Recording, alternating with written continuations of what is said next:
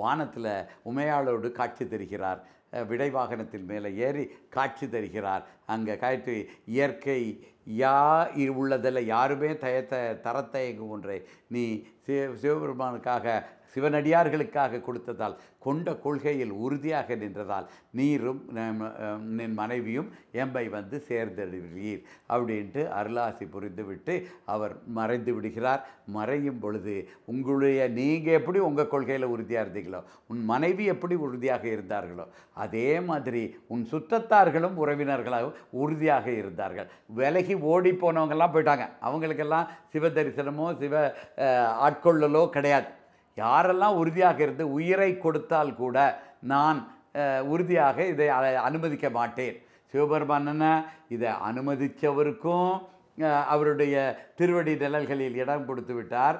இதை எதிர்த்தவர்களுக்கும் எதிர்கொட்டார். ஏன்னா 2 பேரும் அவரவர் கொள்கையில் உறுதியாக இருந்தார்கள். சிவபெருமான் எனக்கு மனைவியை கொடுத்தவருக்கு மட்டும் நல்வாழ்க்கையை கொடுத்துட்டு எதிர்த்தவங்களை ஒன்றும் சாபம் விடவில்லை. இவர்களுக்கும் அவர்களையும் எழுப்பி நீங்களும் வாழ்ந்துவிட்டு உரிய காலத்தில் எம்மை வந்து அடைவீர்களாக அப்படின்ட்டு ஆசி வழங்கிவிட்டு அவர் மறைந்து விடுகிறார்.